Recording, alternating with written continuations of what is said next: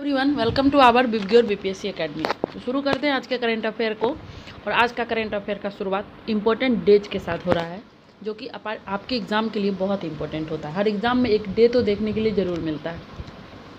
तो पहला जो टॉपिक है हमारा वर्ल्ड मिल्क डे है। वर्ल्ड मिल्क डे मनाया जाता है 1 जून को। ठीक है, 2001 से इसको हम सेलिब्रेट कर रहे हैं।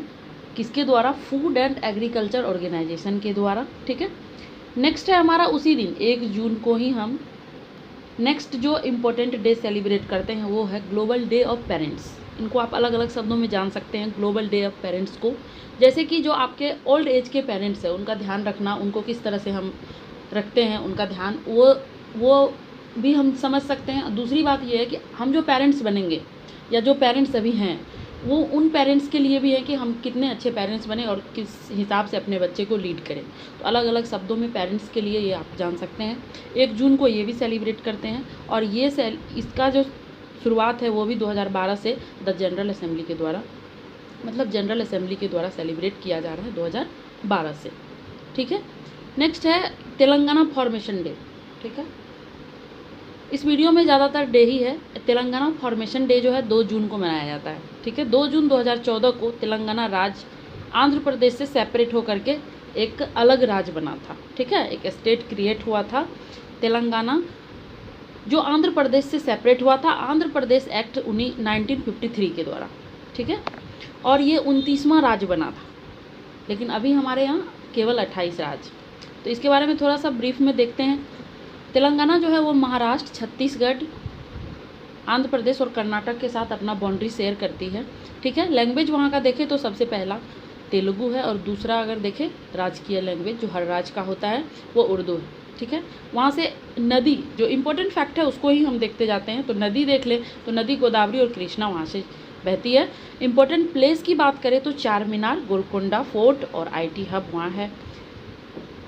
1000 पिलर टेम्पल जो वारंगल में है, वारंगल फोर्ट भी है वहाँ पे CM देखें तो रेवनाथ रेड्डी है और गवर्नर जिष्णुदेव वर्मा जी है। ठीक है, नेक्स्ट है हमारा 2 जून को हम इटली रिपब्लिक डे के रूप में भी सेलिब्रेट करते हैं। ठीक है, इटली रिपब्लिक डे हम 2 जून को सेलिब्रेट करते हैं और इसको हम also known as Festa della Repubblica के नाम से भी जानते हैं। ठीक है, हम बोले कि इटली रिपब्लिक डे या हम बोले फेस्टा डेला रिपब्लिका, तो दोनों एक ही बात हुआ क्या था कि 1946 में वहाँ पे वोटिंग हुई थी कि जो वहाँ का जो सिस्टम है वो कैसे चलेगा, वो रिपब्लिक वे में रिपब्लिक सिस्टम चलेगा या मोनार्की चलेगा। लोगों ने वोट किया तो ज़्यादातर वोटिंग रिपब्लिक के सपोर्ट में आया, इसीलिए 2 जून से वहाँ पे 1946 से इटली रिपब्लिक डे के रूप में 2 जून को हम सेलिब्रेट करते हैं। नेक्स्ट हमारा बहुत इम्पोर्टेंट टॉपिक है, बहुत ही इम्पोर्टेंट टॉपिक है जो एग्ज़ाम में आ सकते हैं, वो है 300 बर्थ एनिवर्सरी ऑफ अहिल्याबाई। ठीक है, 300वां जन्म पुण्यतिथि बोल सकते हैं इनका है अहिल्याबाई होलकर का। हिस्ट्री में अगर आप इंटरेस्टेड हैं तो अहिल्याबाई होलकर के बारे में ज़रूर आपको पता होगा। अगर आपको नहीं पता है तो आप गूगल पे जा कर के अहिल्याबाई के बारे में ज़रूर जानिए। बहुत इम्पोर्टेंट पर्सनैलिटी, लीजेंडरी जो बोल लीजिए, कुछ भी बोलिएगा कम है।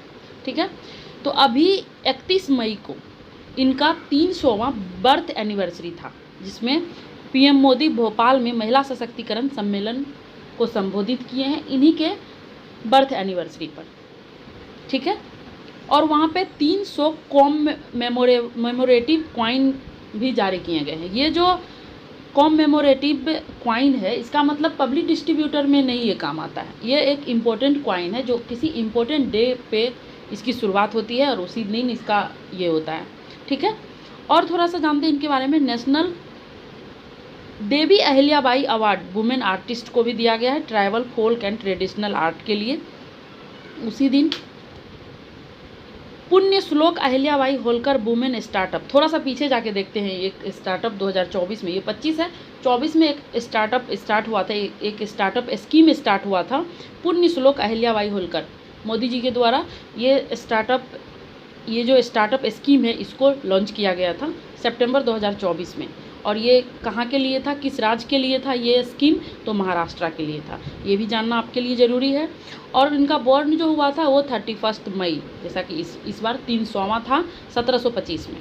तो 1725 में अहिल्याबाई का जन्म हुआ था, ठीक है। और अभी 300 साल हो चुका है उन चीज़ों को। उसी के उपलक्ष्य में जो चीज़ इंपॉर्टेंट था वो आपको बताया गया है। और इनके बारे में एक इंटरेस्टिंग बात हम आपको बता दें, जिस टाइम में इनका जन्म हुआ था उस टाइम में सती प्रथा बहुत ज़्यादा पीक पर था। मतलब सती प्रथा चलन में था। जैसे सती प्रथा का मतलब होता है कि यदि आपके पति का डेथ हो जाता है तो महिलाएं भी उनके चिता में जा कर के बैठ जाती थी कि मुझे इन्हीं के साथ जाना है, मतलब सती हो जाना है।